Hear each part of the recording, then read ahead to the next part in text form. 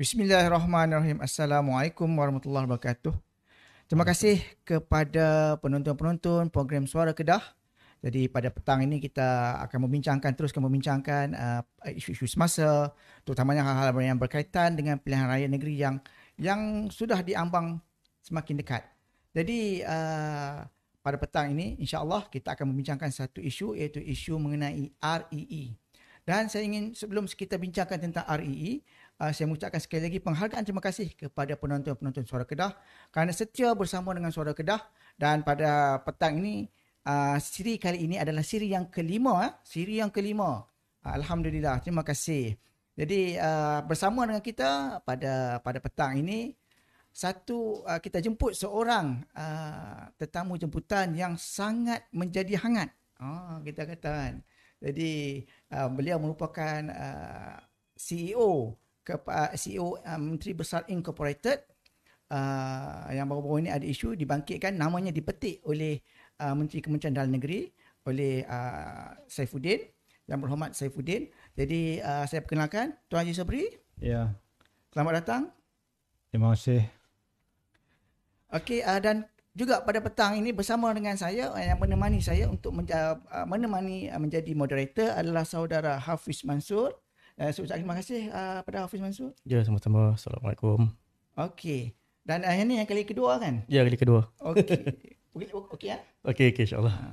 Lepas ni ada cerita-cerita nak ganti tempat saya. Okey. Tanpa melengahkan masa, kita nak bincangkan tentang REE. Untuk makluman penonton-penonton, REE ini adalah Rare Earth Element yang menjadi satu isu yang dibangkitkan oleh Menteri Kementerian Dalam Negeri, bahawa ia seolah-olah ada skandal, ada isu terutamanya mengenai kecurian, dan dikaitkan dengan Menteri Besar Datuk Seri Muhammad Sanusi Mat Nor. Jadi saya ingin nak tanyalah kepada Haji Sobri, ya, saya panggil Haji Sobri ya. Ya. Boleh tak sebelum tu boleh Haji Sobri ceritakan sikit apa itu Rare Earth Element, yang mungkin penonton pun nak tertanya-tanya apa dia REE ni. Ya. Assalamualaikum warahmatullahi taala wabarakatuh. Pertama sekali saya ingin mengucapkan terima kasih dan penghargaan kepada Suara Kedah yang telah menjemput saya atas tiket CEO Perbadanan Menteri Besar Kedah, ataupun lebih dikenali sebagai MBI Kedah. Dalam kita membicarakan tajuk REE ini sebenarnya adalah 3 huruf untuk permulaan 3 perkataan, iaitu Rare Earth Element, ataupun di dalam bahasa Melayu dia dikenali sebagai unsur nadir bumi. REE ini sebenarnya adalah sekumpulan unsur-unsur ataupun elemen yang mempunyai nombor atom bermula daripada 57, iaitu lanthanum, sehinggalah kepada yang bernombor atom 71, iaitu lutetium. Ada 15. Yang ini dipanggil lanthanide. Dan bila ditambah lagi 2 elemen daripada kumpulan 3B dalam jadual perkalaan unsur, iaitu scandium dan yttrium, menjadikan 17 elemen, maka ia dikenali sebagai Rare Earth Element. Jadi Rare Earth Element ini pada ketika ini ia lebih orang terpopular sebagai satu mineral yang berharga dan dianggarkan di seluruh negeri Kedah terdapat deposit yang dianggarkan bernilai sekitar 60 bilion ringgit. 60 bilion 60 bilion. Di Kedah saja kan 60 bilion? Di Kedah saja.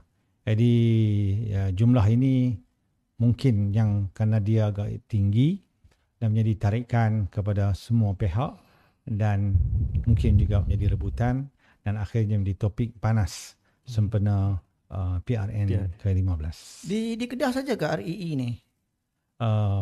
Bukan di Kedah saja, di negeri-negeri lain juga terdapat REE ini, seperti di Perak, di Pahang, Kelantan, Terengganu, Negeri Sembilan. Saya dipahamkan taburan-taburan REE ada di sana. Tetapi tumpuan dan fokus kita adalah di negeri Kedah, Kerana negeri Kedah adalah skop yang dipertanggungjawabkan kepada Perbadanan Menteri Besar Kedah. Minta maaf nak tanya satu lagi ya. Ya. Agak-agak kenapa seolah-olahnya Kedah saja yang ada REE ni, disebut-sebut Kedah saja. Kenapa fokus REE itu di Kedah? Saya tidak pasti kenapa fokus kepada Kedah. Kan?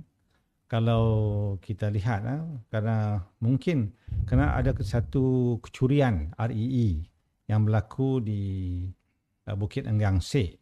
Jadi mungkin kerana kecurian itu telah diberikan perhatian oleh media massa dan dijadikan isu politik, maka dia menjadi panas.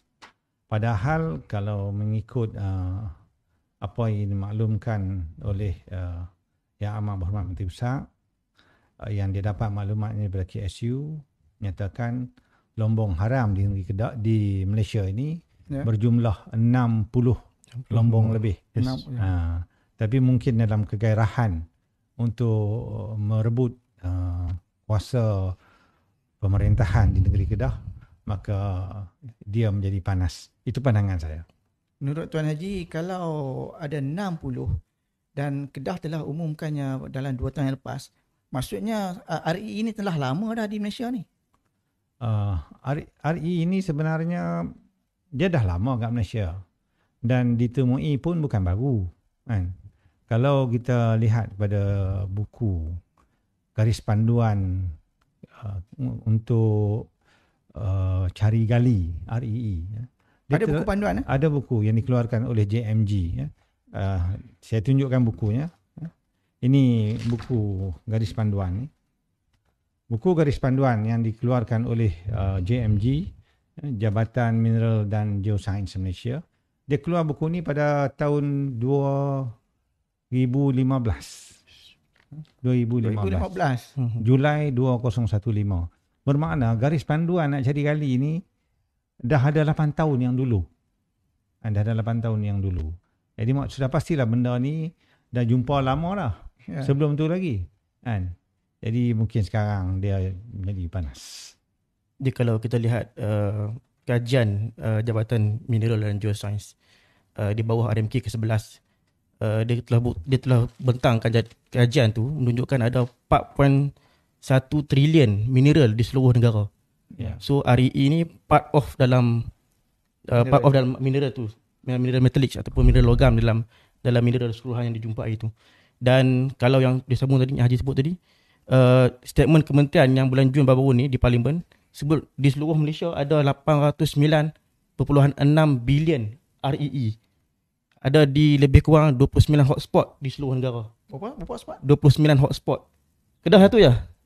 Di seat dia. Cuma nak mungkin nak sambung sikit nak soalan untuk Haji lah. Bila Kedah dia jumpa 60 bilion, saya rasa Kedah antara negeri yang transparent dalam isu ni. Kedah MB sebut terus, declare terus, Kedah ada 60 bilion REE. Negeri lain tak pasti berapa. Dan kan kita ada baki lagi 70 bilion lagi negeri lain ni. 740 bilion lagi negeri lain ni. Tapi MB declare dah kita ada 60 bilion. Cuma bila MB declare tu, apa perancangan yang dibuat oleh kerajaan negeri Kedah ni untuk kita extract dan kita ambil hasil 60 bilion tu supaya boleh dimanfaatkan untuk rakyat negeri Kedah? Isu pelombongan ni kalau kita lihat, kalau kita buat baik, kita terus terang, transparent, kadang-kadang jadi masalah. Kalau kita sembunyi-sembunyi pun masalah, kan? Tapi maksudnya MB ada pilihan juga untuk diamkan, kan? Sebenarnya kalau kita lihat di negeri-negeri lain, saya yakin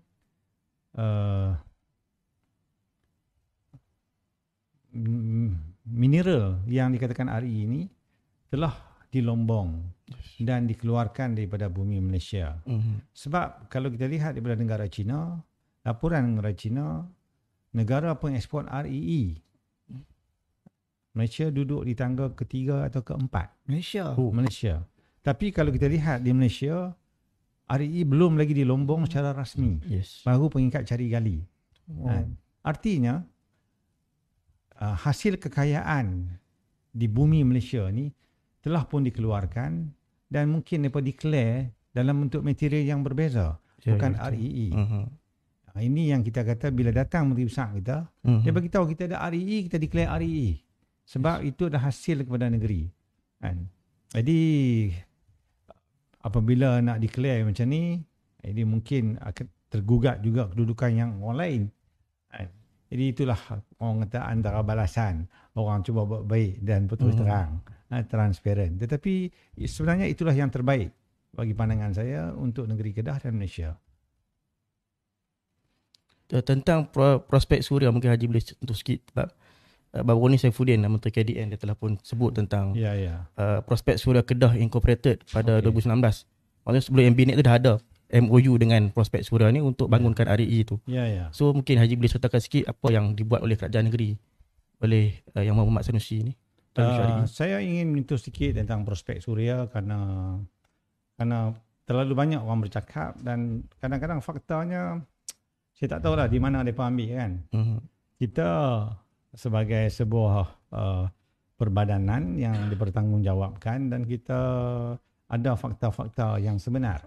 Kan? Jadi kalau kita lihat dari sejarah prospek suria Sendian Berhad, kita ringkasnya PSSB ni, dia mula ditubuh syarikat dia pada tahun 2017. 2017 dah tubuh. Selepas tubuh pada 2017,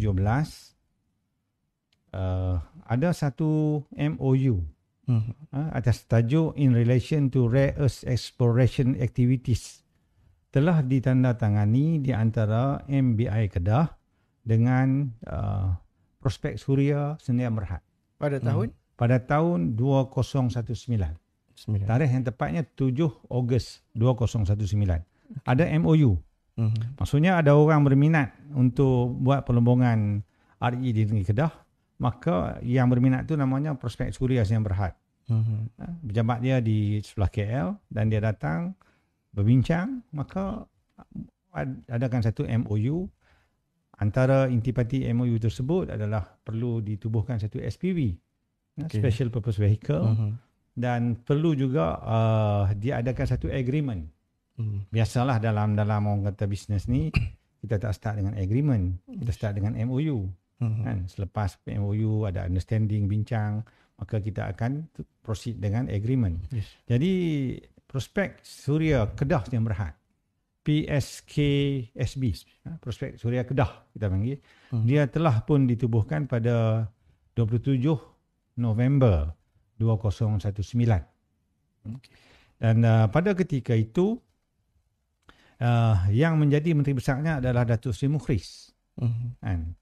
Dan semasa penubuhan prospek suria Sendian Berhad, menteri besar di Kedah pada ketika itu adalah Datuk Seri Ahmad Bashar. Kemudian maknanya daripada zaman Ahmad Bashar sudah ada prospek suria dan juga pada Mukhriz dan seterusnya. Ya, telah ada. Dan kemudian kerana kita dah ada MOU, kita dah ada orang kata SPV, maka satu agreement yang dinamakan a shareholder agreement in relation to the share in prospek suria Kedah Sendian Berhad telah ditandatangani pada 3 Ogos 2020. Pada ketika itu saya tak jadi lagi CEO MBI. Dan agreement ini ditandatangani oleh CEO pada ketika itu, iaitu Datuk Armin Shah, mewakili MBI Kedah, dan juga oleh Mr. Solaifat yang mewakili prospek suria Sendian Berhad. Solaifat siapa dia dalam? Dia adalah chairman yang mewakili prospek suria. Dia tokey lah untuk syarikat prospek suria ni. Dia seorang warga negara China. Dia banyak menetap di Hong Kong. Jadi bila ada agreement tu, maka bermulalah kerja-kerja untuk lombong. Kerja lombong yang pertama sekali, kita mestilah orang kata buat cari gali ataupun eksplorasi. Kadang-kadang orang pun keliru yang mana satu eksplorasi, yang mana satu cari gali. Sebenarnya cari gali ke eksplorasi ke, kerja dia sama, iaitu untuk mencari ada ataupun tidak ada mineral tersebut dan jumlahnya ekonomik ataupun tidak untuk di Lombong. Kalau luas kawasan yang nak buat itu, nak cari gali itu adalah kurang daripada 400 hektar, maka dinamakan dia sebagai cari gali. Kalau luas kawasan tersebut lebih daripada 400 hektar, maka ia dikatakan eksplorasi. Nama lain bagi eksplorasi adalah penjelajahan. Kadang-kadang kita kata ni eksplorasi ke cari gali ke, benda tu sama saja, bergantung kepada dia punya keluasan. Dan tempoh yang diberikan kepada prospek suria Kedah yang berhad ni untuk buat eksplorasi adalah selama 1 tahun, iaitu bermula pada 26 Januari 2021 sehinggalah pada 25 Januari 2022. Pada ketika itu dia buat, dah selesai semua sekali, dia dapati ada tempat-tempat yang ekonomik, maka dia pun kemukakan permohonan untuk melombong. Maka permohonan, bila dia mohon dan dia dapat meyakinkan pihak negeri bahawa dia boleh melakukan perlombongan, maka diberikanlah pajakan melombong pada dia. Tempoh pajakan melombong ini adalah 6 tahun. Bermula pada 18/8/2022 sehinggalah 17/8/2028. Sungguh pun demikian, tak ada lagi perlombongan dibuat. Sebab dia punya keperluan yang perlu penuhi itu banyak. Antaranya perlu selesai EIA. Sekarang ni dalam proses untuk mendapatkan EIA.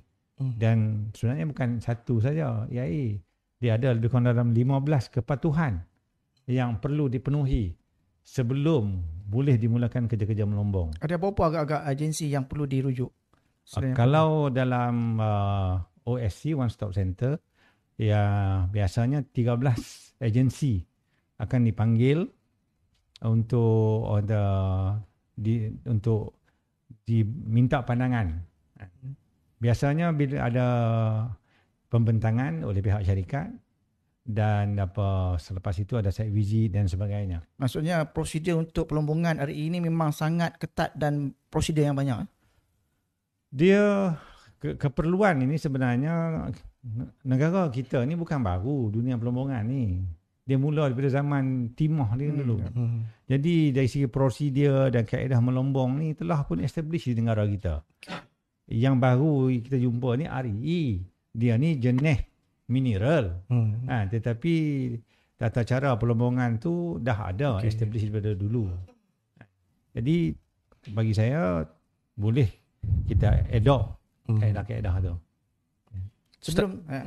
Sebelum kita pergi pada mungkin Hafiz ada soalan panas tak ada. Sebelum kita pergi yang panas-panas, rare earth element ni adakah dia satu bahan yang boleh mendatangkan bahaya kepada kita sebagai manusia atau kepada sebagai hidupan, juga kepada hidupan yang lain seperti alam sekitar? Dia unsur ni secara asasnya tidaklah orang kata berbahaya kepada manusia. Tetapi kalau salah guna, sebab dadah lah. Mana dia bukan bahan radioaktif lah. Dia bukan bahan radioaktif. Sebab ada orang kata RE ni macam bahan radioaktif. Dia bukan radioaktif. Dia bukan radioaktif. Saya ambil contoh dadah lah. Dadah memang orang kata musuh nombor satu negara. Tetapi rata-rata ubat itu adalah dadah. Maksudnya kalau kita menggunakan dalam jumlah yang betul, dengan cara yang betul, dia boleh bagi manfaat. Saya pernah ke China. Pengalaman saya di China, dia beritahu kepada kita, makan ayam ni, kata ayam ni sedap. Kata ni ayam REE. Saya fikir ada juga rupanya ayam REE. Kan? Betul ke ada ayam REE? Dia kata betul. Kawasan di mana ada REE, kan? Jadi ayam tu bila ada dia makan dekat batu, kat tanah kat situ, di dalam badan dia tu ada elemen REE. Dan dia kata ayam REE ni lebih sedap dan lebih mahal.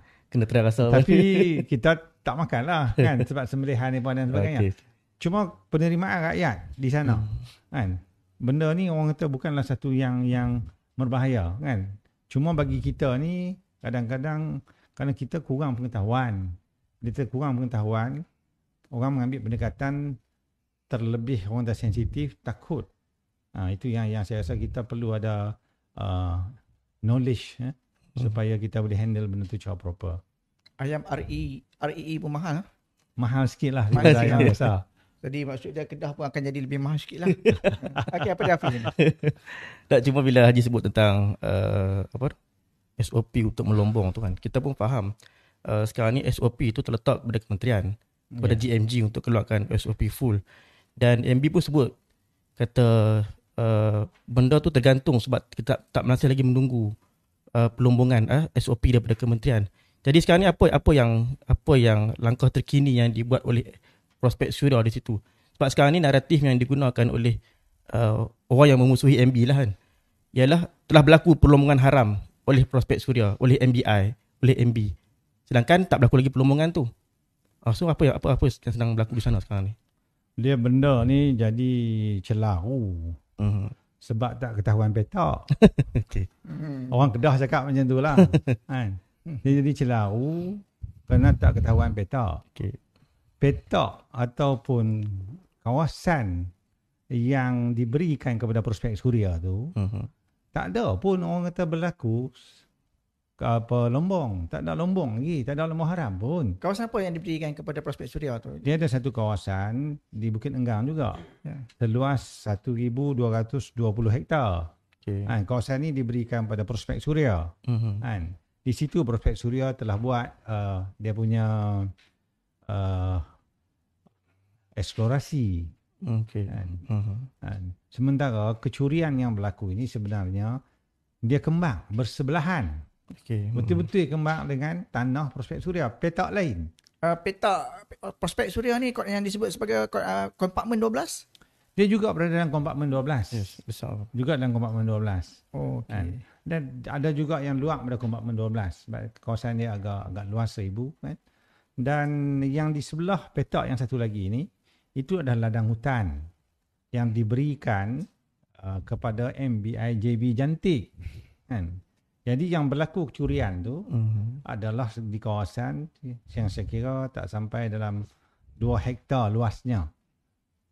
Kawasan yang di mana dia tebuk lubang, dan kawasan lombong tu kolam tu kecil saja kan. Dan dia berlaku di petak yang lain. Sekarang ni cuba ditimbulkan naratif bagi EL, bagi ML pada Prospek Suria dan berlaku kecurian, dan Prospek Suria yang terlibat dalam kes kecurian. Sebenarnya kita tak berhenti daripada Prospek Suria. Dia pun selalu kata saya kena. Siapa yang kena? Prospek Suria. So Laifat Dia tak kata macam tu sebab dia tak erti. Dia tak boleh bahasa Melayu, tak boleh bahasa Inggeris. Dia cuma boleh cakap bahasa Cina, ada translator. Kan? Pasal mereka kena serang dengan hebat sedangkan mereka follow prosedur. Okay. Maksudnya Prospek Suria ni tidak mencuri dan kecurian itu pun tak berlaku dalam kawasan Prospek Suria. Ya. Maksudnya kecurian ni tidak ada kaitan langsung dengan Prospek Suria. Okey. Yang itu Habib Saifuddin kata tunggu. Saya tak tahu lah dia nak tunggu apa. Tapi dia tidak berlaku dalam petak Prospek Suria. Okay. Dia berlaku di bersebelahan. Kan? Dan orang yang melakukan tu bukan So Laifat, tetapi Ho Chung Ming. Yang di sebelah. Yang di sebelah. Maksudnya sekarang ni sebab So Laifat ni maknanya dia tidak langsung ada, tak terlibat dengan perkara kecurian ni. Dalam pengetahuan kita tidak ada. Tapi selalu disebut pula So Laifat. Dah jadi ratib yang kedua pula selepas Sanusi kan. Sanusi, So Laifat. Kan tunjuk gambar mengata-kata tentang So Laifat. Tapi tak apa, okey. Afi ada soalan apa? Kalau mungkin sambung sikit sebab disebut tentang Ho Chung Ming tadi kan. Mungkin Haji boleh jelaskan tentang surat compound. Sebab awal-awal bila menteri tu sebut awal-awal dulu berkenaan dengan surat compound yang ditujukan nama MBI. So kata ni MBI ada nama kat sini dalam surat compound PTG Kedah kepada MBI tu. So MBI lah terlibat dalam kes kecurian tu. So mungkin Haji boleh jelaskan sikit yang tu. Okay. Dia apabila berlaku kecurian, kita pun maklum ada berlaku tangkapan dan sebagainya, maka siasatan dibuat, siasatan dijalankan. Bila siasatan dijalankan, maka ada pihak yang bersalah. Orang yang bersalah itu namanya Ho Chung Ming. Sebelum tu kecurian 2 kali kan? Dalam pengetahuan saya kecurian sekali. Kan? Kecurian sekali. Tapi serbuan tu 2 kali. Oh, serbuan 2 kali. Serbuan yang pertama tu atas kecurian. Kan? yang kedua tu serbuan tu untuk masuk dalam kawasan ni hutan simpan tanpa kebenaran Yes. kan. Jadi berbalik pada soalan tadi kan. Yang Hafiz nak tahu betul-betul ni apa isu dia tentang nama MBI kata Sebab apa dia? nama MBI tu dah dalam surat kompang tu, surat pada Ho Chu Meng tu. Surat PTG Kedah. Ya. Tapi ditujukan kepada MBI. Nama MBI atas, lepas tu bawah tu nama Ho Chu Meng. Okey. Dan tu dijadikan hujah oleh seseorang ni. Kata, oh ini MBI yang disaman, MBI yang dikompan oleh PTG Kedah. So apa penjelasan Haji tentang benda tu? Sebaik saja saya dapat surat tersebut. Saya berjumpa dengan Datuk Fauzi. Saya kata, Datuk, kenapa nama MBI diletakkan di sini? Okey. Kan? Benda ni satu hari nanti kalau surat ni jatuh ke tangan orang berpolitik dan sebagainya, dia boleh menimbulkan isu mengatakan MBI lah yang mencuri sebab nama MBI ada di situ. Ya, ya. Jadi saya minta dia gugurkan nama MBI sebab bukan MBI yang mencuri. Okey. Bukan MBI yang mencuri. Sebab itu saya bagi tahu pada pengarah PTG ketika itu, Datuk Fauzi, minta gugurkan nama MBI. Tapi kerana surat ini dia datang daripada Timbalan Pendakwa Raya, Datuk Fauzi pergi balik dekat Timbalan Pendakwa Raya. Kan? Panjangkan permintaan saya. Okey. Tetapi Timbalan Pendakwa Raya menegaskan, dia kata kena letak nama MBI kerana MBI adalah pemegang lesen sah untuk ladang hutan di mana berlaku kecurian. Kerana MBI pemegang lesen sah, sebab itu surat itu diberikan kepada MBI bersama Ho Chu Meng. Dan di dalam surat tersebut ada ditulis, kalau kamu setuju, dengan surat ni, silalah bayar kompaun. Jadi kita tak setuju. Kita tak bayar kompaun. Yang bayar kompaun adalah orang yang bersetuju, iaitu dan mengaku dia yang melakukan pencurian tersebut, Ho Chu Meng, dia bayar. Dia bayar. Jadi kepada kita, nama kita diletakkan situ bukan kerana kita pencuri, tetapi kerana kita adalah pemegang lesen sah ladang hutan. Saya bertanya, adakah ini merupakan satu amalan biasa? Kalau ini merupakan satu amalan biasa, okey. Kita ni warga yang baik, kita akur lah. Kita follow lah apa Pendakwa Raya kata. Rupa-rupanya bila kita buat baik, kita akur macam tu, ada orang ambil kesempatan, dia luku kepala kita. Tak patutlah macam tu. Maknanya surat kompaun tu bukan ditujukan kepada MBI lah. Tapi atas nasihat daripada Pendakwa Raya diletakkan kerana MBI yang memiliki pemegang lesen sah ladang hutan. Bukan selaku pencuri. Benda ni orang cuba spin dan menyebabkan nama buruk kepada MBI.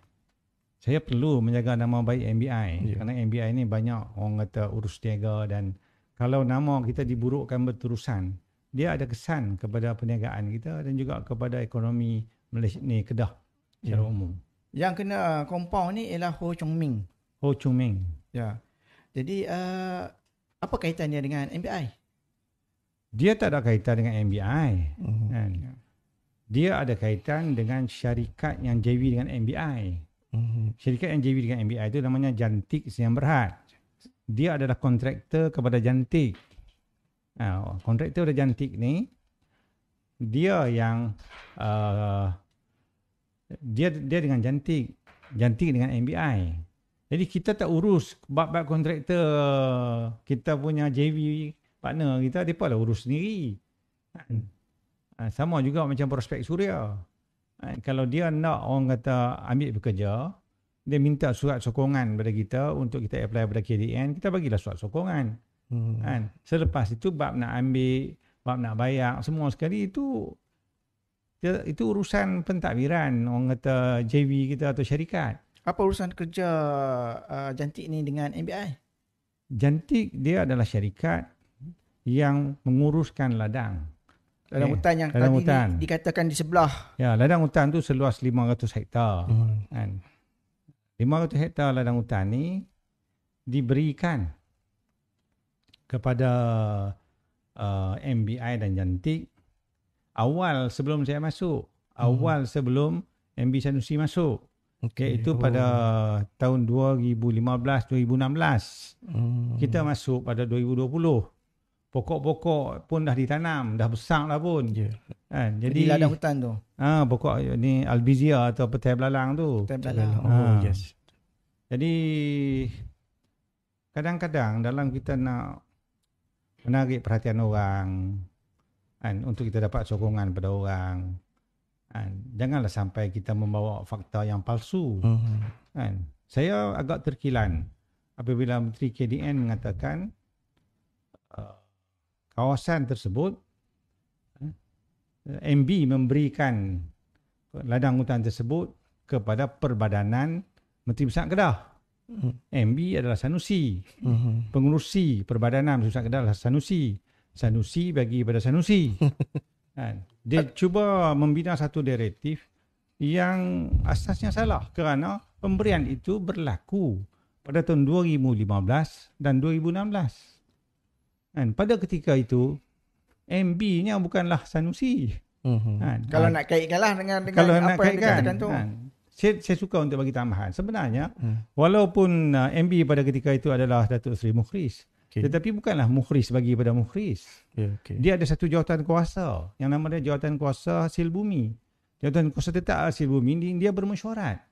Keputusan itu keputusan mesyuarat. Bukan keputusan satu individu bagi pada satu individu.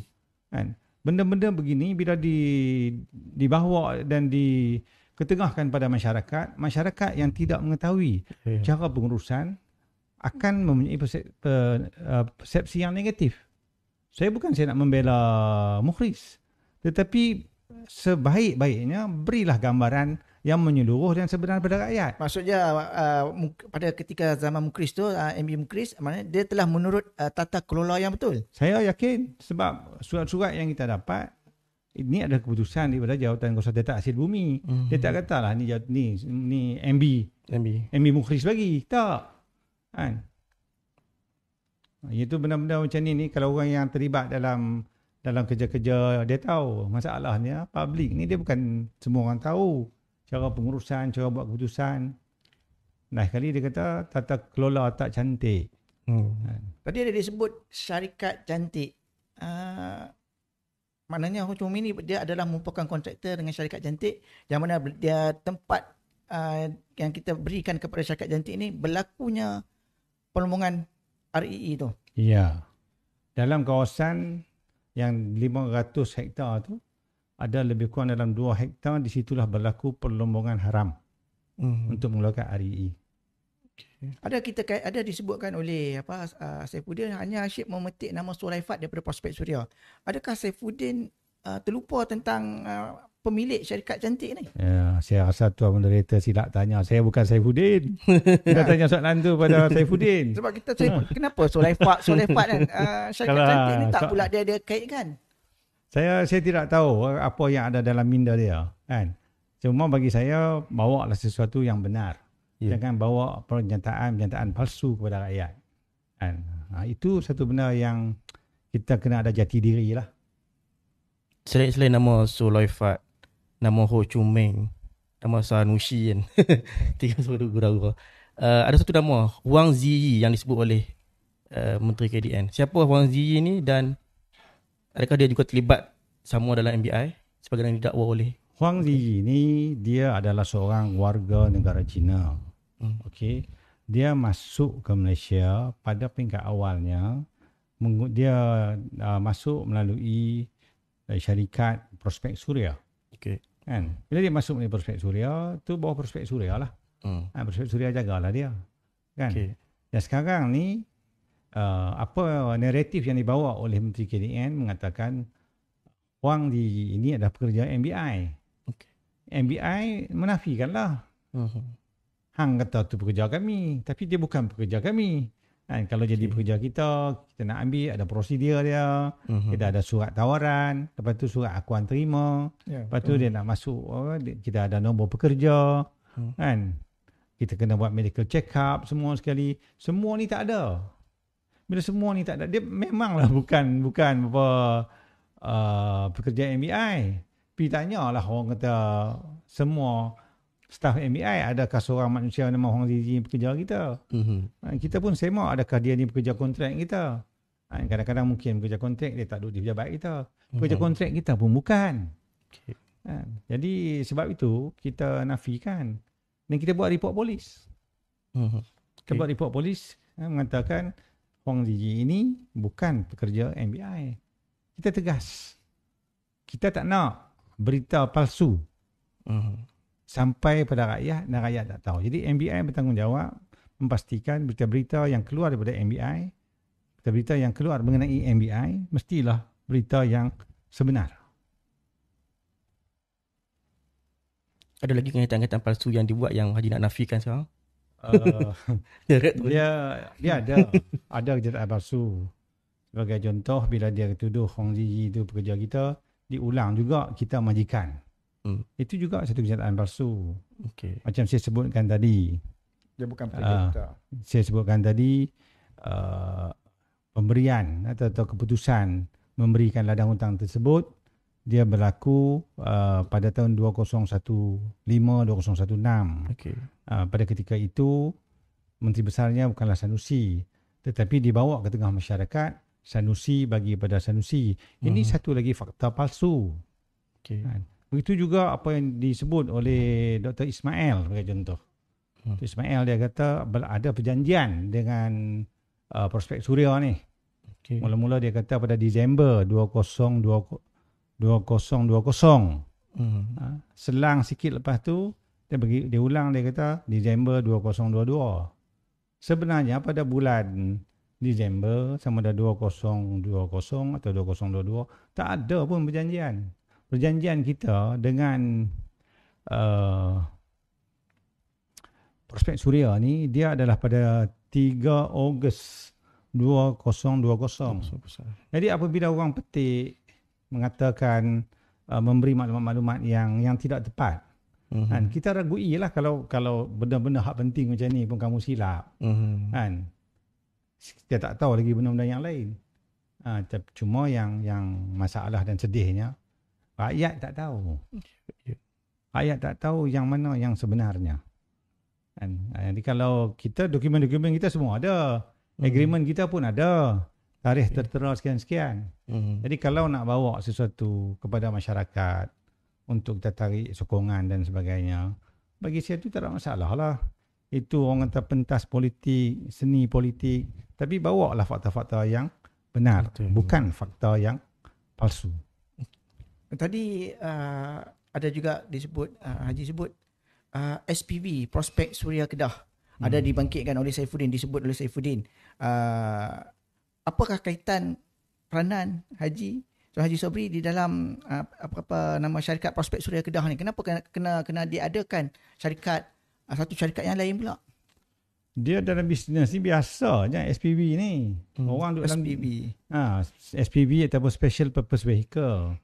Dia bila kita buat satu-satu urusan, kita kena buat satu syarikat supaya urusan-urusan yang lain-lain tu dia tak campur sekali, khusus untuk syarikat tersebut. Maka kita buatlah Special Purpose Vehicle. Macam satu jabatan lah, khusus lah. Jabatan jaga bahagian ni. Jangan campur bahagian lain. Senang kerja, mudah kerja, dari segi akaun, duit dan sebagainya. Macam tu juga kita buat satu SPV. Jadi untuk melombong ni, saya tak tahulah Prospek Suria Sdn Bhd ni dia ada lagi tak ada hak bahagian-bahagian lain. Mungkin negeri lain dia ada. Tetapi kalau untuk hak Kedah ni, kita Prospek Suria Kedah Sdn Bhd, dia satu bentuk SPV. Bila kita ada satu syarikat, dia kena ada ahli lembaga pengarah. Ahli lembaga pengarah di dalam syarikat, sama ada anak syarikat atau syarikat bersekutu untuk MBI ni, dia mesti ada wakil daripada MBI untuk menjaga kepentingan MBI. Wakil ni biasanya adalah CEO. Dan kalau kita perlu lebih pada satu wakil, mestilah ada manager yang menguruskan soal hal-hal yang berkaitan dengan projek tersebut. Dalam perkara ini, dalam agreement yang ditandatangani oleh Prospek Suria dan juga MBI, bila tandatangani antara Prospek Suria Sdn Bhd dengan MBI, maka lahirlah Prospek Suria Kedah Sdn Bhd. Dan untuk Prospek Suria Kedah Sdn Bhd tu, dia mesti ada 5 ahli lembaga pengarah. 2 daripada MBI, 3 daripada wakil prospek suria. Semasa perjanjian tu dibuat, pada awalnya dia punya wakil MBI tu CEO pada ketika itu, iaitu Dr. Mahathir. Bila Dr. Mahathir berhenti, saya masuk. Kan? Bila saya masuk, lepas tu ada agreement dan sebagainya, maka perlu masukkan 2 nama, masuklah nama saya. Kalau lah Cik Hafiz yang jadi CEO, nama Cik Hafiz lah akan duduk jadi dalam prospek suria. Famous Cik Hafiz sendiri. Jenuh layan. Ini amalan biasa je dalam dunia perniagaan. Amalan biasa. Okey, saya nak tanya seterusnya sebab RE ni dia perkara yang menjadi hangat dan disebut-sebut, malah disebut juga oleh Saifuddin, disebut Rafizi, disebut harga dia sangat mahal di pasaran. Ya. Ya, berapa harga Haji boleh Haji ceritakan sikit berapa yang mahal tu? Yang mahal tu kalau ikut apa yang diberikan oleh Menteri KDN dalam ceramah dia kata 7,000 1 kilo. 7,000 1 kilo. 7,000 ni mahal lah 1 kilo kan. Ya. Meleleh yang liok tu. 7,000 1 kilo. Tak lah meleleh yang liok kan. Tu yang mempersakan tu. Untuk pengetahuan kita, dia ada tiga tahap. Kan? Tahap yang pertama, apabila RE ini di Lombong. Bila di Lombong, produk yang keluar pada Lombong ini, kita nama dia RE Karbonat. RE Karbonat ni, dia ada satu harga. Selepas RE Karbonat ni, maka dia perlu asingkan. RE Karbonat ni, dia campur semua elemen. Kita tak tahu dalam tu ada berapa elemen. Kita ada 1 gundi, ada 10 gundi. Dalam gundi itu ada apa elemen. Kita tak tahu. Maka kita perlu orang kata perasingkan. Nak perasingkan ni, dia memerlukan satu teknologi. Teknologi ni tak ada di tempat kita. Yang ada di negara China. Selepas diasingkan menjadi, orang kata diasingkan ikut elemen masing-masing, dia punya produk tu dinamakan RE Oxide. RE Oxide. Maksudnya keluar pada Lombong, RE Karbonat. Selepas diasingkan, jadi RE Oxide. Selepas RE Oxide ni ada lagi proses dia. Dia kena tukar daripada RE Oxide yang berbentuk macam serbuk. Dia macam tepung tu. Color dia macam-macam. Kan? Kalau RE Oxide tadi dia macam pasir halus yang basah tu. Bila dia dah dicerakinkan, diasingkan, dia jadi macam tepung. Tepung yang macam-macam warna lah. Kan? Selepas itu dibuat apa yang dipanggil RE Metal. RE Metal. Jadi saya berbalik pada soalan tadi. Harga dia kan. Harga dia saya ambil yang dikeluarkan oleh Shanghai Metal Market pada Mei 2023. Baru lagi. Saya ambil bulan Mei. Data kita ada bulan Mei. Pada bulan Mei ni RE Karbonat 1 tan. 1 tan 1,000 kilo. 1 tan ada RM23,632. Maknanya 1 kilo adalah RM23. Dan apabila diasingkan, maka dijadikan tiap-tiap elemen. Sebagai contoh, terbium oxide. Terbium oxide. Macam terbiar lah. Tapi terbium. Terbium ni unsur yang paling mahal. Yang ini 4 juta. 961,940 ringgit. 1 tan. 1 tan. Maknanya 1 kilo dia ada dekat-dekat 5,000. Ini terbium. Kan? Tapi kalau kita tengok lain-lain punya elemen, sebagai contoh, kalau kita ambil yang rendah sekali, European oxide, harganya hanyalah RM124 untuk 1 tan. Jurang dia tersangat jauh antara RM124 dengan 4.9 juta. Dan apabila diproses menjadi RE Metal. RE Metal. Tadi ni nilai dalam bentuk karbonat. RM karbonat. RM rare earth karbonat 23,000 1 tan. Kalau saya ambil, kalau untuk terbium 4.9 juta 1 tan. Tetapi Karbonat. Dah ni outside. Outside dah. Outside. Outside. Ah. Outside. Yang karbonat tadi 23,000. 23,000. Hak juta-juta ni adalah outside. Outside. Di Malaysia dia tak ada teknologi ni. Hanya ada di China. Dan kalau kita ambil yang lain, kalau kita ambil yang pertengahan, nak sebut ni pun kadang-kadang susah. Ni gadolinium oxide 169,214 1 tan. Tapi kalau yang rendah sekali, europium oxide, europium oxide RM124 ya, 1 tan. RM24. Maksudnya harga tu dia variasi lah setiap Dia mengikut dia punya elemen. elemen tu. Okay. Dia ikut elemen. Saya dipahamkan harga macam setengah-setengah agensi dia ambil purata. Tetapi kita tak tahu sebenarnya elemen apa yang ada dalam karbonat tersebut. Kita tak tahu. Dan kalau dia diproses menjadi rare earth metal, contoh terbium tadi, Jadi metal lah. harga dia lebih kurang dalam RM6,297,840 1 tan. Maksud dia kat 6.3 juta. Daripada 23,000 dia naik dekat jadi 4.9 kat 5 juta. Jadi oxide. Bila jadi orang kata metal, dia jadi 6 juta. Okay. Tetapi kalau yang rendah sekali, cerium ni, metal ni adalah 12,404. Jadi bila kita membicarakan soal harga, saya rasa patut bagi pencerahan pada rakyat. Kalau kamu ambil hak paling tinggi sekali 7,000 sekilo, mungkin harga tu orang kata dia akan naik jadi 7,500 ke, naik 8,000 ke, dia boleh turun balik jadi 6,000. Itu metal yang paling tinggi, yang paling mahal. Jadi benda-benda begini sebenarnya satu hari nanti tak kira lah siapa yang menang. Kita dah lombong REE. Pasal apa tak bagi pada rakyat? Harga 1 kilo duk ada 7,000. Pasal apa tak bagi pada rakyat? Tapi mereka akan tengok harga tu pada nilai metal, sedangkan pada yang keluar daripada kita bukan metal pun. Ya, itulah saya rasa rakyat kita kena sensitif. Dan rakyat ni perlu diberitahu apa harga itu, harga apa yang sebenarnya. Harga karbonat ke, harga metal harga ke, karbonat ke, harga oxide ke, harga metal ke. Benda-benda begini agak sedikit ilmiah. Tetapi kalau kita nak lontarkan kepada orang awam, biarlah orang kata bagi maklumat yang tidak misleading. Mengelirukan, misleading. Ini bahaya. Okey Haji ya. Ya. Seterusnya saya nak tanya, baru-baru ni ada dibangkitkan oleh Menteri KDN.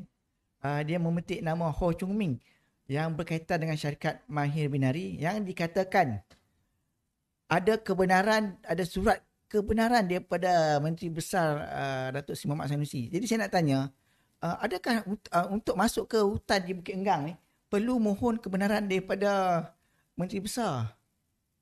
Oh, yang tu saya tak tahu. Kena tanya Menteri KDN. Kok ada undang-undang baru kalau nak masuk hutan ni kena dapat pada Menteri Besar. Yang saya faham lah, yang saya tahu. Kalau nak masuk dalam hutan, memang kena ada kebenaran. Kena ada permit. Okay. Dan kebenaran ini dikeluarkan oleh PhD, Pejabat Hutan Daerah. Oh, kan apa? Bukan penguasa dengki. Dikeluarkan oleh pegawai hutan daerah. Dia bukan pergi dekat pengarah hutan negeri tak. Bukan kat MBI tak. Jadi kalau kata pergi dekat MB tu, rasa tinggi sangat. Nak bagi kelulusan nak masuk hutan tu, kalau nak kena minta kat MB tu, saya rasa macam tak betul ya. Dalam amalan kita sekarang ni adalah orang kata jumpa dan minta kebenaran daripada pegawai hutan daerah. Yang ni boleh confirm lah dengan orang kawan-kawan pegawai daripada pegawai hutan. Dia dah pejabat hutan daerah. Okay, Haji, soalan yang agak panas sikit lah, agak kontroversi sikit lah. Berkenaan dengan tangkapan Haji yang berlaku baru ni oleh SPRM. Tuduhan rasuah 13 juta. Dan benda tu dah dimainkan di media sosial, mengatakan ada rasuah dalam MBI sebagainya. So, mungkin Haji lagi penjelasan sikit. Yang pertama sekali, saya pun bila ditahan, saya pun heran dan tertanya-tanya. apa kesalahan saya. Mhm. Kalau kita ada buat salah, kita tak payah carilah salah kita. Kita boleh kata, salah aku yang ini. Sebab itu aku ditahan. Okay. Bila saya berada dalam sel, saya sedih lah bila fikir balik. Kerana saya ni diamanahkan untuk membantu kerajaan negeri membangunkan ekonomi, melihat kepada sumber-sumber baru kerajaan negeri. Okay. Dan saya tahu sangat kerajaan Kedah ni kerajaan yang tidak kaya. Dan pendapatan kerajaan negeri Kedah antara 600 juta hingga 700 juta, dia naik sikit lebih mungkin 750 juta. Nak hit 800 juta setahun pun susah. Yes. Apatah pula nak dapat 1 bilion setahun untuk kerajaan negeri Kedah. Jadi bila amanah diberikan pada saya selaku pengurusi, selaku CEO MBI, saya melihat RE ini satu sumber baru. Jadi saya cuba pulun sungguh-sungguh lah ikut prosedur untuk kita dapat, orang kata boleh keluarkan hasil untuk negeri Kedah. Saya bukan kata rajin, tetapi saya ni antara orang yang paling awal sampai ke pejabat, orang yang paling akhir tinggalkan pejabat. Kerana saya ambil tanggungjawab tu untuk betul-betul bangunkan negeri Kedah. Tiba-tiba bila kita buat kerja sungguh-sungguh, kita pulun, tiba-tiba kita ditangkap dan dipakaikan dengan baju oranye bertulis lock up SPRM. Kita jalan ni, tangan kita bergari. Naik kereta. Kemudian saya tak tahu apa dia salah saya. Bila saya keluar selepas diikat jamin. Duduk dalam lock up berapa lama? Saya duduk 3 hari. 3 hari. 3 malam lah bermalam di lock up. 3 malam. Masa ambil keterangan tu di pejabat SPRM. Jadi kita usaha sungguh-sungguh untuk bantu kerajaan negeri Kedah untuk mengeluarkan Kedah daripada negeri yang miskin jadi negeri yang tidaklah begitu kaya tetapi bukan yang tercorot. Tiba-tiba balasannya kita di lock up kan. Sedih. Saya sangat sedih. Selepas dibebaskan dengan kad jamin tu, ada apa-apa selama 3 malam tu, adakah apa-apa pertuduhan ataupun pendakwaan? Sebenarnya tempoh 3 hari 3 malam ni adalah untuk ambil keterangan. Ambil keterangan. Keterangan kemudian akan dianalisa. Kalau ada prima facie, barulah orang kata akan dibuat pertuduhan. Sekarang ini peringkat sekarang ni adalah mereka mengambil keterangan. Hari ni ada lagi yang ambil keterangan ada staf saya. Kemarin pun ada. Ada juga staf yang dipanggil ke pejabat SPRM. Saya ceritalah pengalaman saya di dalam sel. Bila kadang-kadang kita tengok movie, kita kata I put you behind the bar. Kita tak tahu signifikan kata tu. Tapi bila saya ditahan di lock up, saya tahu di depan saya ada 22 batang besi. Di kiri saya ada 24 batang besi. Di kanan saya ada tandas. Tiap sel tu ada tandas. Saya duduk kat situ, saya memikir. Saya menangis, saya doa pada Allah Ta'ala, ya Allah, aku diusaha untuk Kedah. Pasal apa aku dianiaya? Sorry, saya sikit emosi.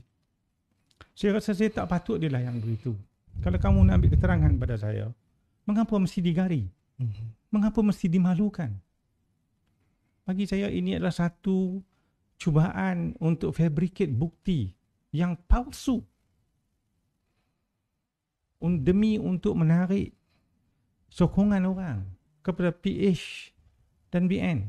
Walaupun pentas saya ini adalah pentas bukan politik, ini adalah MBI, tetapi saya rasa satu penganiayaan pada CEO MBI. Mengapa gambar saya mesti ditularkan? Hanya satu saja ada kameraman. Dia ambil dengan handphone. Bila saya tengok balik, semua yang ditularkan sama saja. Ini sumbernya satu. Ini daripada pegawai SPRM. Adakah ini satu pakatan? Itu benda yang bermain dalam fikiran saya. Tetapi saya tetap yakin, kalau kita tak buat benda yang salah, Allah Ta'ala akan bantu kita. Saya makin kuat semangat saya untuk menjayakan REE. Tak kiralah siapa yang menang, siapa yang naik. saya minta bantu dan sokong supaya kita buat RE dengan betul.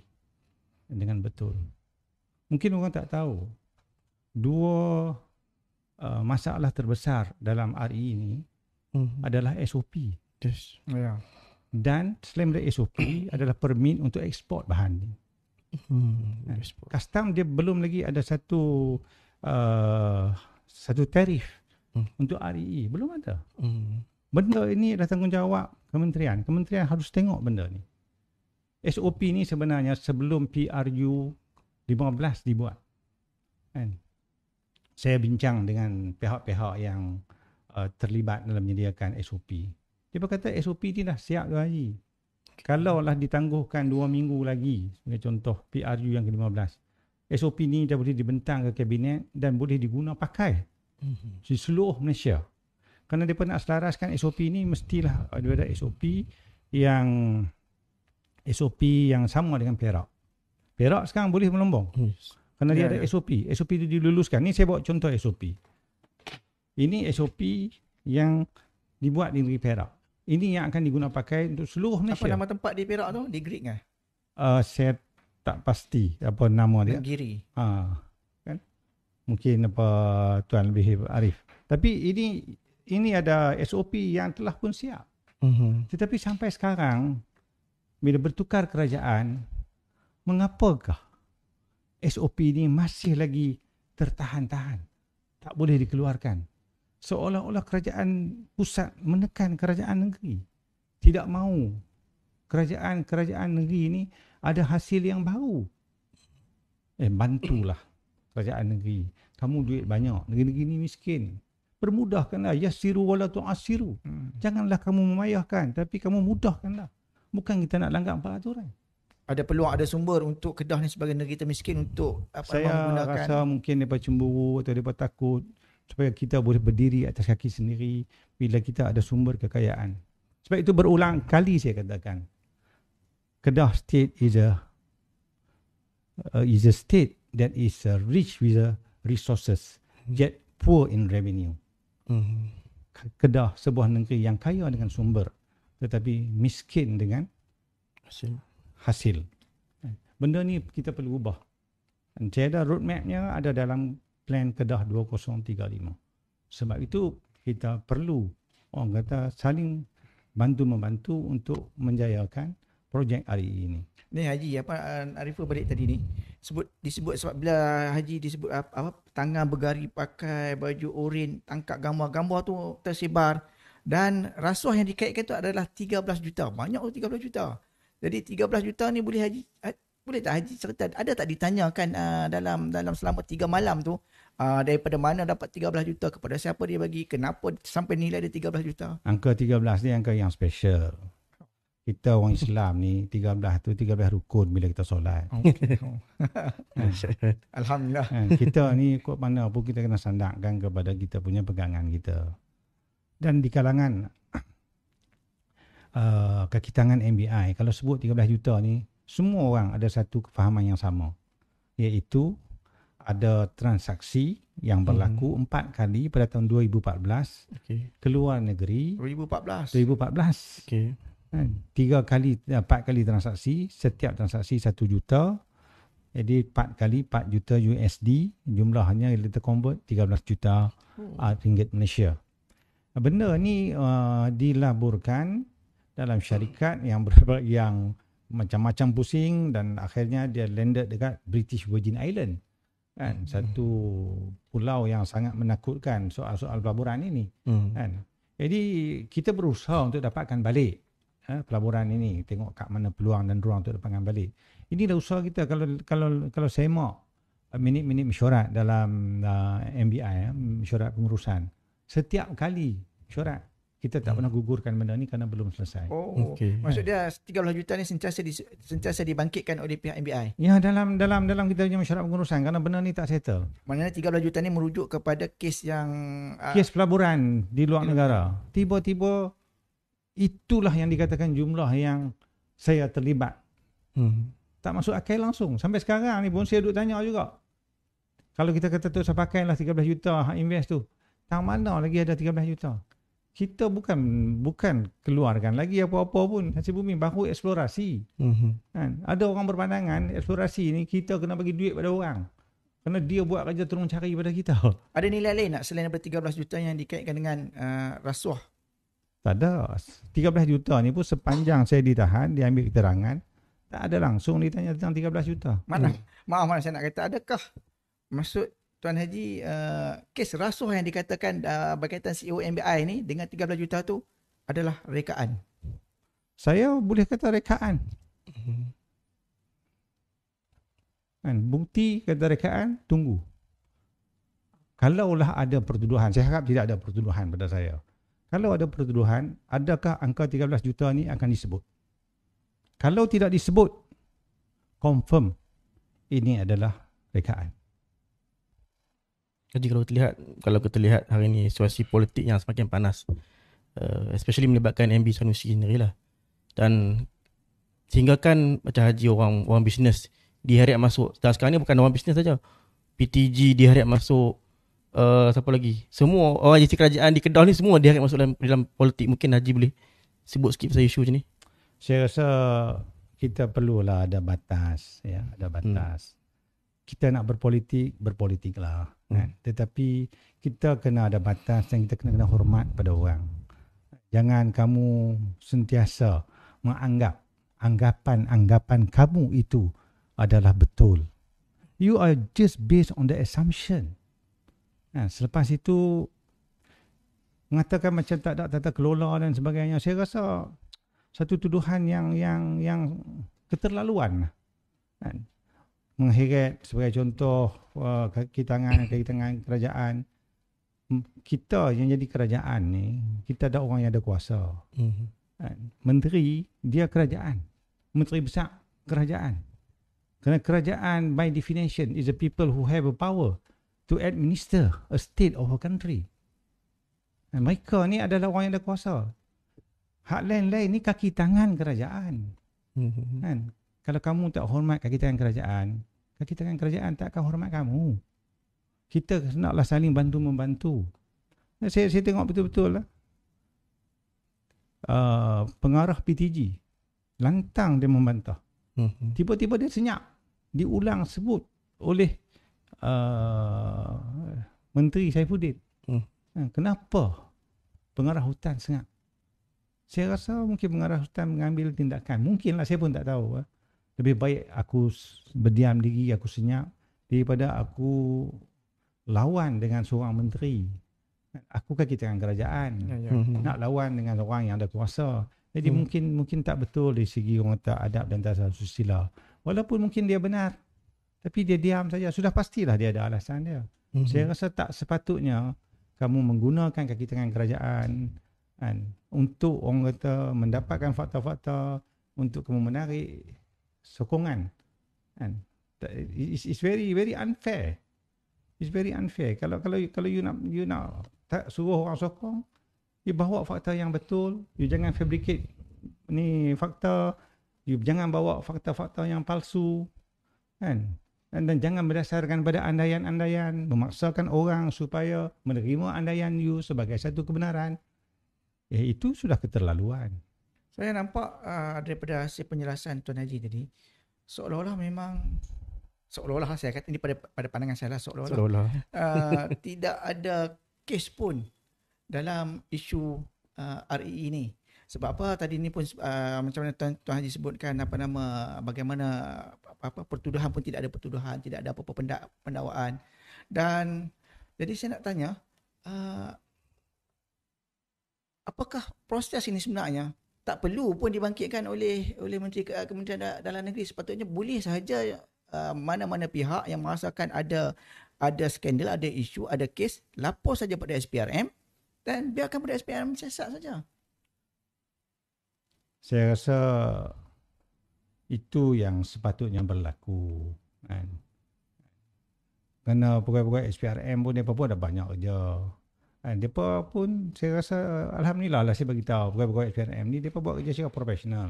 Dia tak bagi tekanan kepada kita dan sebagainya. Tetapi tekanan yang saya rasa bila saya dimalukan ahli keluarga saya, anak-anak saya, kawan-kawan saya. Ya. Bukan semua yang kenali saya ni dia tahu kata Haji tak buat. Ya. Tetapi yang tak kenal tu berapa ramai lagi. Ada orang yang jumpa saya peluk, menangis, saya pun tak tahu siapa dia. Dia kata sabar Haji, sabar. Kita tahu ni semua mainan politik. Saya pun fikir pakcik ni siapa dia? Tak kenal. Ada yang bila main jumpa abang kata kami berdoa baca Yasin di rumah kami, di surau kami buat untuk Tuan Haji. Tuan Haji ni atau yang teraniaya. Saya kata alhamdulillah lah.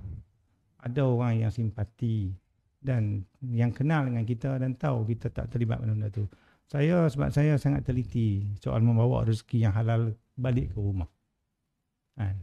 Tetapi orang yang berkuasa ni macam-macam dia boleh buat. Itu yang kebimbangan kepada kita. Saya serah pada Allah Ta'ala lah. Tapi ada soalan last. Mungkin yang terakhir lah kan. Tadi Haji sebut tentang membangunkan industri mineral ni. Saya setuju pandangan Tuan Haji tu. Sebab kita ada plan transformasi mineral negara. Kita ada dasar mineral negara yang diluncurkan tahun 2 tahun lepas. Sepatutnya Kementerian hari ini ambil tanggungjawab untuk membangunkan satu kerangka yang jelas untuk kita ekstrak RE ni kepada negeri-negeri, bukan ambil sikap untuk tuduh dan apa yang berlaku hari ni lah. Cuma bila tengok ICP yang terkini, yang dasar terkini kerajaan tu ialah tidak membenarkan pelumbungan di hutasipan kekal. So dia akan berkait dengan isu Kedah ni. So apa pandangan Haji? Adakah Kedah akan buat perayuan untuk benarkan pelumbungan tu ataupun macam mana? Saya pernah menghadiri banyak seminar dan juga sesi dialog yang melibatkan agensi-agensi kerajaan, wakil-wakil kementerian. Dan soalan yang sama pernah saya kemukakan. Saya kata kalaulah terbukti kaedah in-situ leaching ini tidak ada impak kepada alam sekitar, apakah pihak kementerian bersetuju untuk memberi pengecualian pelumbungan REE ini dibenarkan di negara kita? Sebab apa? Secara umumnya bila kita buat lombong ni dia open pit, dia korek, dia pindah tanah dan sebagainya. Tetapi kaedah yang diperkenalkan ni adalah in situ leaching, di mana ditebuk lubang dan dimasukkan orang kata baja aluminium sulfat, kemudian dia bertindak balas dengan elemen RE dan dikutipkan pula hasilnya. Kemudian dia ada proses untuk dimendakkan dan dapat dia yang karbonat. Jadi dan kita sendiri tengok tempat yang dia buat ladang lombong haram ni, tapi tengok ramai kat yang terkejut, pokok tak mati, tak ada kesan pun. Kan? Selamalah bila kita dapat pandangan daripada kita punya rakan macam contoh syarikat Prospektoria yang ada pengalaman di China, dia kata memang tak ada. Kata boleh percaya ke? Aku tak bisa tengok, tak tahu. Tapi bila dibuat yang tidak sah, yang haram ni, kita tengok macam ni rupanya. Jadi bagi saya lah, soal industri pelumbungan ni kita kena bagi sokongan lah. Bagi sokongan yang sepenuhnya kerana dia boleh orang kata negeri ni dia boleh mengubah lah orang kata nasib negeri. Bagilah peluang pada negeri. Janganlah kita menggunakan sekatan-sekatan. Dan kita kena hormatlah pada perlembagaan. Dalam perlembagaan, saya ingat dalam jadual kedua. Jadual ke-9. Dalam jadual kedua iaitu hak-hak negeri. Jadual ke-9. Jadual 9. Senarai 2. Ini apa tentang hak negeri atas sumber. Ya kan. Dia ada hak-hak sumber negeri ni tak banyak. Mineral ni negeri. Bagilah pada negeri. Kan, setiap orang yang kerja kat negeri ni cukai dia semua pergi kat federal. Tinggallah sikit pergi kat negeri. Kan, kesianlah sama. Kan. Soalan terakhir Soalan terakhir. Soalan terakhir. Apakah Haji merasakan sebagai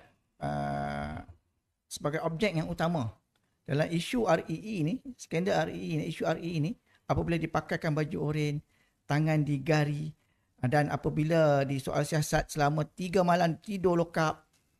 Soalannya mudah saja. Adakah wajar Tuan Haji melalui situasi seperti itu? Saya rasa sangat-sangat tidak wajar. Kerana kalau nak ambil keterangan, tak perlu tangan saya digari. Kalau nak ambil keterangan, tak perlu saya ditidurkan di lokap. Saya seorang rakyat dan warga negara yang baik. Saya tidak ada rekod yang tidak memberi kerjasama. Saya bagi kerjasama sepenuhnya. Saya rasa tindakan tersebut adalah sangat tidak wajar. Dan saya merasakan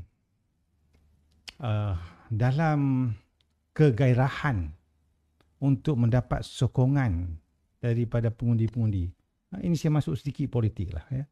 Dan kegairahan untuk mendapat sokongan pengundi-pengundi. Kalau kita beritahu kata pentadbiran Sanusi tidak baik, tata kelolanya tidak bagus, maka orang tidak percaya. Orang tidak percaya. Maka haruslah dihadirkan dengan bukti. Bukti sekarang ni kalau sekadar bercakap tak boleh. Kalau gambar tak cukup. Maka apa yang penting ambil video. Ambil video. Dan ambil gambar. Macam orang salah. Sebenarnya tak tahu lagi ada pertuduhan ataupun tidak. Kesemua ni adalah dibawa sebagai satu bahan bukti untuk menyokong kempen-kempen yang sepanjang dijalankan. Kalau kita perhatikan, dia punya jalan cerita dia, nombor satu sekali, kena ada dulu bahan bukti untuk dipotretkan kepada rakyat. Selepas itu baru dia bawa cerita-cerita. Yang mana dalam cerita-cerita itu pun ada juga fakta-fakta yang palsu. Jadi kesemua ni bagi saya adalah perang politik PRN 15. Dan saya sangat tidak bernasib baik kerana dipilih menjadi mangsa. Dan berbalik sikit tentang apa tata kelola yang dikatakan. Saya rasa kita jangan tata kelola yang baik. Kalau kita tidak ada tata kelola yang baik, tidak akan berlaku penangkapan. Ya, betul. Kalau kita tidak ada kelola yang baik, tidak akan ada bidaan untuk barang yang dirampas. Melalui prosedur-prosedur yang ya. betul. Macam di MBI sendiri, bila saya masuk, ya, kita tidak ada satu sistem untuk buat budgeting. Saya memperkenalkan cara buat bajet. Kita tidak ada SOP untuk bekerja. Kita buat SOP. Berapa SOP kita buat? 40 SOP lebih kita buat. Yang baru dibuat? Yang baru. Dulu tak pernah ada SOP. Kita tidak ada satu jawatan kuasa yang mana dia menerangkan cara-cara untuk menilai sesuatu projek bila dicadangkan kepada MBI. Kita bentuk satu jawatan kuasa. Kita bagi latihan kepada pekerja-pekerja kita, staf kita. Bagaimana nak menilai projek. Kan? Kesemua ini kita dokumenkan. Dan kesemua ini adalah untuk membentuk satu urus tadbir yang sihat. Tata kelola yang betul. Tata kelola yang baik. Kan? Kita telah mengadakan satu anjakan paradigma kepada cara bekerja internal proses di MBI. Kan? Dan saya lihat sebagai contoh di PTG. Bagaimana geran-geran dapat dikeluarkan dalam jumlah yang banyak. Tanpa kita sacrifice dan kita semua patuh pada dia punya prosedur. Kan? Sudah pastilah pendekatan-pendekatan macam ni membuktikan ada tata kelola, ada urus tadbir yang baik dan sihat. Jadi terjahan mengatakan tidak ada tata kelola dan baik itu semua tu saya rasa pandangan peribadi. Dia nak raut panggil semua orang. Ni pandangan aku ni, hangpa ikutlah pandangan aku. Rakyat boleh berfikir dan saya rasa rakyat akan buat orang kata keputusan lah pada hari pengundian nanti. Ya. Jadi Hafiz, jadi saya rasa saya nak rangkum lah semua. Okey, boleh. Sebagai moderator utama Hafiz. Boleh Jadi saya rangkumkan sikit saya nak ulas sikit kesudahan sebelum kita tamatkan Suara Kedah kita pada petang ni. Jadi hasil daripada penjelasan Tuan Haji, saya ucapkan terima kasih. Dan saya dapati dengan semua persoalan daripada moderator Hafiz, moderator saya, tak nampak di manakah kesalahan yang diletakkan ke atas Tuan Haji sehingga perlu memakai baju oranye tangan gari. Jadi ini salah satu sesuatu yang pada saya satu bentuk penganiayaan kepada orang yang tidak bersalah, yang tak tentu pun dikatakan bersalah dalam isu ni. Itu yang pertama. Yang kedua, isu RE ni juga menjadi hangat, jadi panas, dia jadi satu isu negara dalam keadaan PRN sekarang. Dan saya rasa dia tidak sepatutnya dibangkitkan ataupun digunakan sebagai eksploitasi untuk PRN ni. dalam keadaan ia menampakkan pula tiada tata kelola yang betul, ataupun kita nak kata sebagaimana selalu Menteri Besar kata, tata kelola lah, tata kelaut lah. Jadi saya rasa pihak kementerian, pihak kerajaan, perpaduan perlu lihat isu skandal RE ini, silap-silap dia boleh menjadi satu isu yang akan kita kata makan dirilah. Ataupun ada juga orang yang mengatakan dia overkill oleh pihak Saifuddin ni. Jadi saya rasa itu saja. Saya ucapkan terima kasih kepada pendengar-pendengar, penonton-penonton Suara Kedah. Kita ada satu lagi insya-Allah siri, dan terus bersama kami. Sekian, terima kasih. Assalamualaikum warahmatullahi wabarakatuh. Terima kasih Tuan Haji. Terima kasih Hafiz. Ya, sama. Baik, terima kasih. Assalamualaikum warahmatullahi wabarakatuh. Salam.